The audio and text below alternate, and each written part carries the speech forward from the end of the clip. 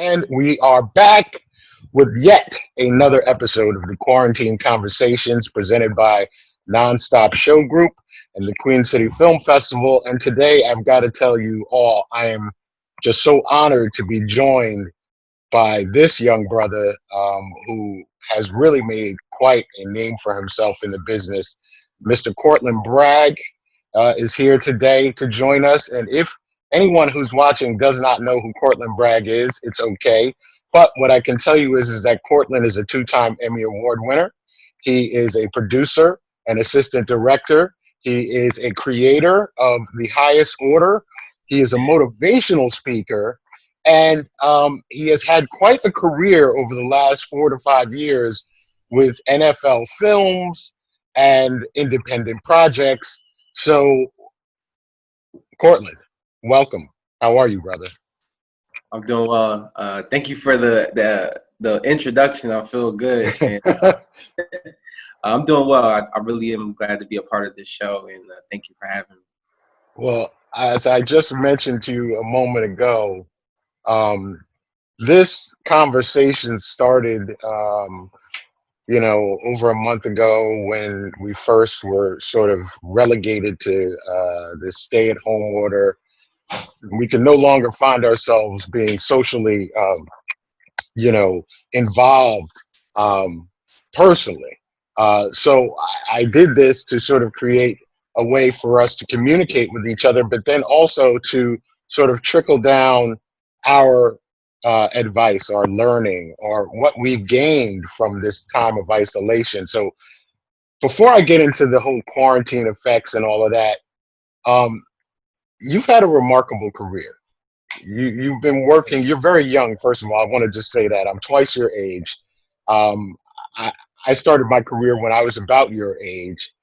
But in the short time that you've been working, you've had an amazing career, and you started out as a production assistant. Mm-hmm.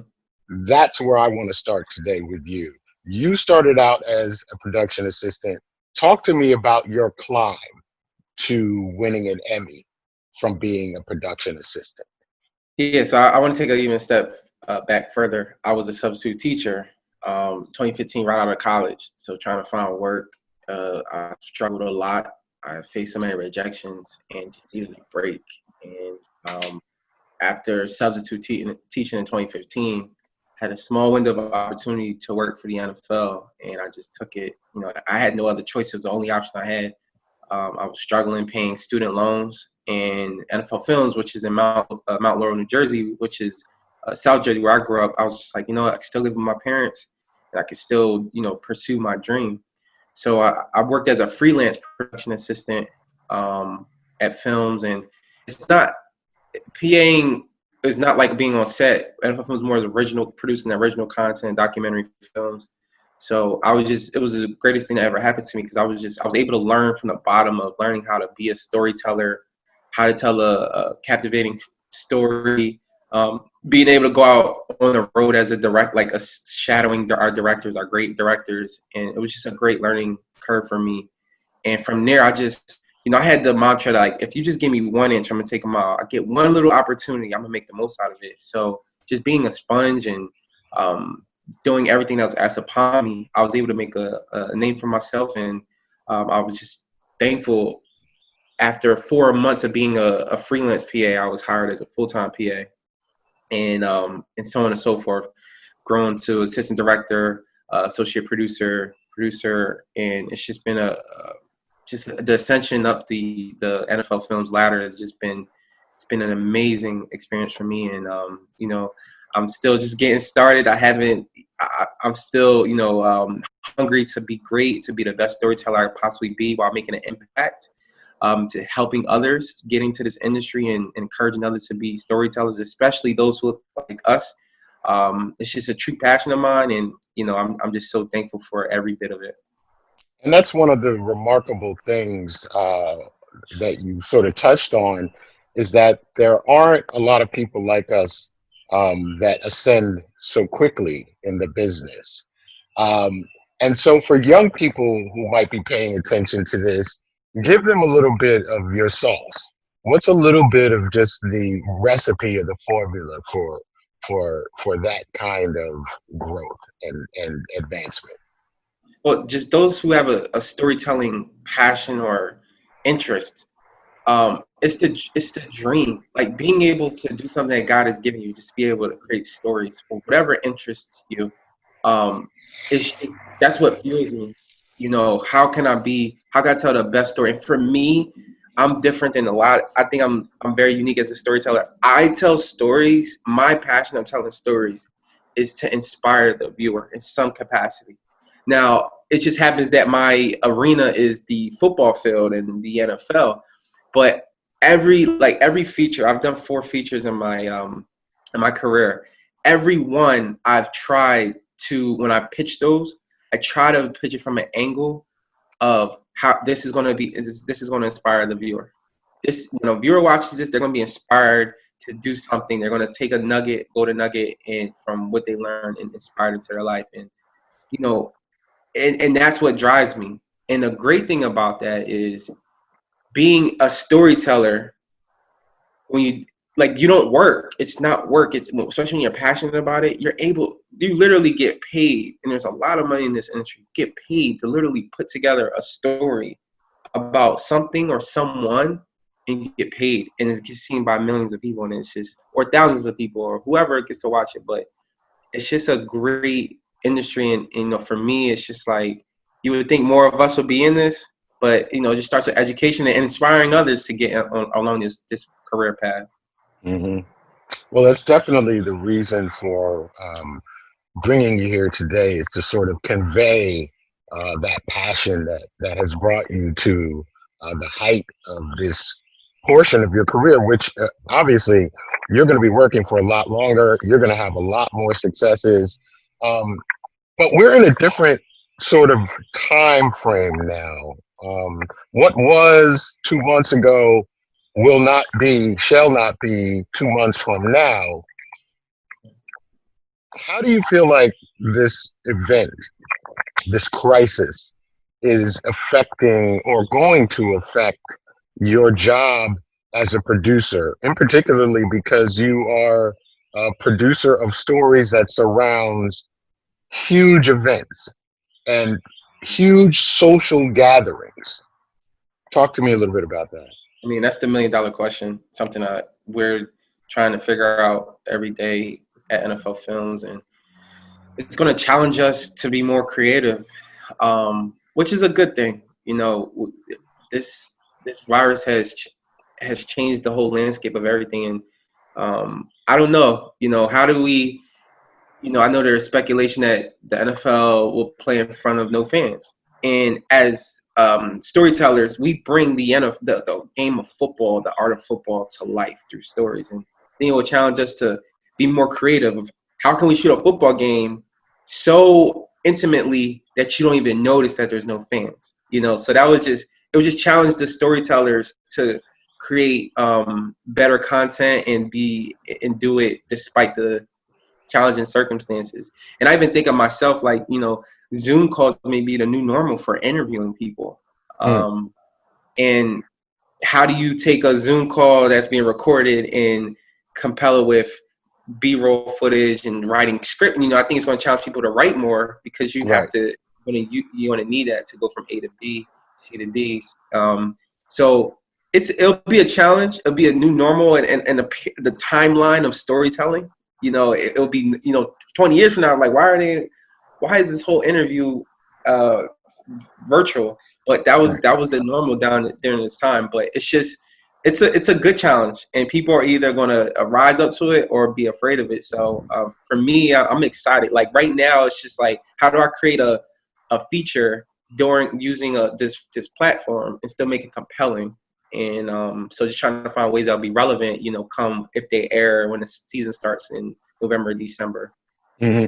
And I appreciate you bringing up the technology that has sort of, you know, been infused in our business now. And I think that when I first started these conversations about, you know, a little over a month ago, I was pretty much out there by myself. I wasn't really, and it wasn't something that, you know, I was like, oh, I'm going to promote this and make this a thing. It was just really therapeutic exercise and a way of reaching out to my community and my filmmaking family to ensure that everybody was good. Right. But the NFL draft just included an amazing production uh, and a testament to this new technology. Mhm. Did you have any knowledge of that? And if so, what is your commentary behind this year's NFL draft and how they incorporated technology to get this iconic event done that is usually done in grandeur and, you know, and big, they do it big. So what's your thoughts? Yeah, so I don't work on the NFL draft, but being part of NFL, I heard of some potential proposals of how to do it. There was a thoughts of maybe the commissioner coming to NFL Films, which is hour and a half drive from the league office in New York, because we have a state of the art stage and studio. So that was a proposal, but I think ultimately it's just like everyone's at home. Why not we just make just be organic as possible? And I think they did a great job. And the NFL partnered with ESPN to produce this captivating show during this challenging time. And I think the NFL, it just worked perfectly because everyone needed a little bit of a pick me up. And to see these guys, their lives changes and the joy and emotion for such a beautiful dream to come true. And despite this time, it was just really, really great. And it didn't go nothing. There was no flaws. Didn't go on a hitch. It was just like a really good thing. And I remember I kind of figured the model that the draft happened was going to be the way it was. I know that WNBA draft was about 2 weeks prior or 3 weeks prior, and it was in a similar way of or process of how they were going to do it. So it was nice to be able to see other sports leagues, see how they did it, and say how can we refine it and make it even better. So it was just a great partnership between the ESPN and NFL, and it was a great time. I was very proud to see how it was done. Yeah, it definitely inspired me to see that infuse of technology and innovation. Um, and again, like I said, the draft is such an iconic sort of big special event. People get gussied up, and it's almost like a Hollywood red carpet kind of thing. And to see it brought down to such an intimate and organic level was really cool. Um, and I think that ultimately is the testament to the impact of the times and where we're at technologically speaking in our process. Do you feel like there are disadvantages right now to this quarantine period? And if so, what are those disadvantages? And you mean just for storytellers or just any? Yeah, for filmmakers, because it's such a socially involved environment, and Yeah, we're close knit, we're together. You've been on film sets, you know how it is. Production is a very close quarter combat sport. You know, yeah, for sure. I just think one of the shows I direct on is HBO Hard Knocks, and we're with a team, and we do off the field shoots with the players. And I'm thinking like, how do we do that? How do we creatively and safely do that if I want to capture a player studying his playbook, but we need to go into his house? So usually it may be a 5-member crew. Maybe we're gonna have to cut that down to 2 or 3, or try to make it as small as possible. That's a challenge. You have to kind of think outside the box. mm, I think if there's a will, there's a way. You just have to be safe about it, and maybe got to glove up, mask up to effectively be safe and allow the talent to be safe, feel safe. But for us filmmakers, it is tough. It may slow things down. But I just think it's another thing is like, hey, we have nothing but time. So how do we maximize and be productive? And even if we can't go out and film right now, it's all right. But how do we create that next great treatment? how do we write that next great script? How do we pitch that next great story? And you have nothing but time. So I think it just is in the onus of the storyteller to maximize his time. COVID-19 is here. You're either going to allow it to knock you down, or you're going to allow it to make you better. And I think that's the challenge that us filmmakers, we have to take on. And when we come out of this, we know like it was a blessing in disguise. It made us better. We made the most out of it. And we have this next great film. We have this next great story that's going to change the world. And I think that's how we have to see this. Right on. You said something that I want to sort of rewind the clock on. As I listen to you talk, I hear solutions. I hear hope. I hear optimism. I hear the glass is half full versus being half empty. There's a lot of people that don't have that. There's a lot of people that aren't able to do that. There are a lot of people who are suffering right now because of the isolation, because of the loss of income, because of the loss of loved ones due to COVID. We just recently heard in the news about, young medical professionals committing suicide because of their exposure to all of this. And so I want to ask you, what advice, what process, your daily process, contributes to you being this way and having that sort of fortitude and strength? What do you do on a daily basis that helps you to remain so grounded?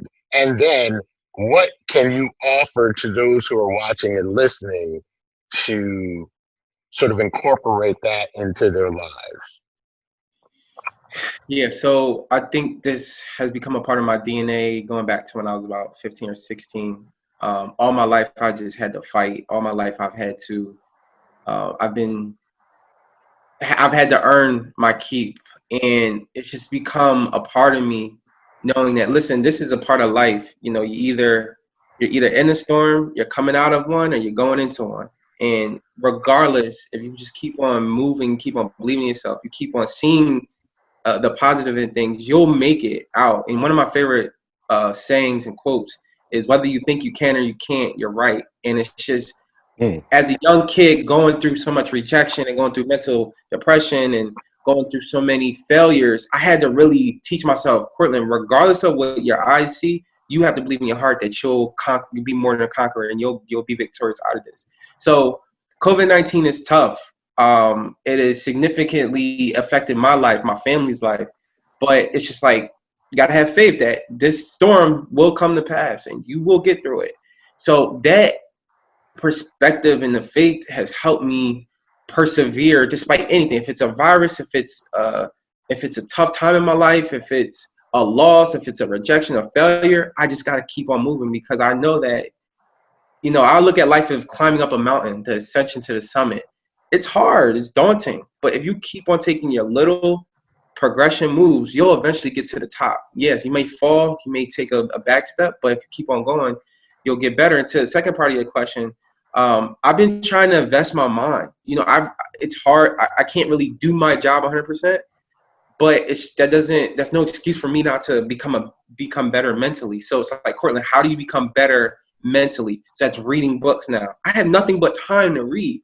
So it's reading. I started a book club with a couple of my close friends and mentors. We read books that can make us better, and we discuss it. So it's utilizing Zoom to surround yourself around positive people and talking about how do we become better? How do we get closer to our dreams?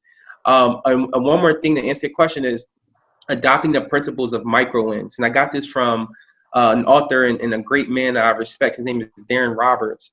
And I just saw it on his social media. He's taking micro wins, and just every day I'll say, all right, one to three things.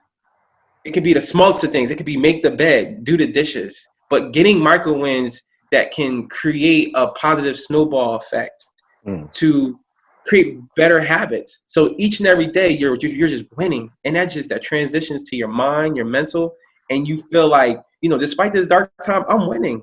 I'm getting things that I want to get done to be more productive. So I think, just to recap, is having faith, having a positive mindset, a fortified mindset to know that this virus will go away and everything will be all right.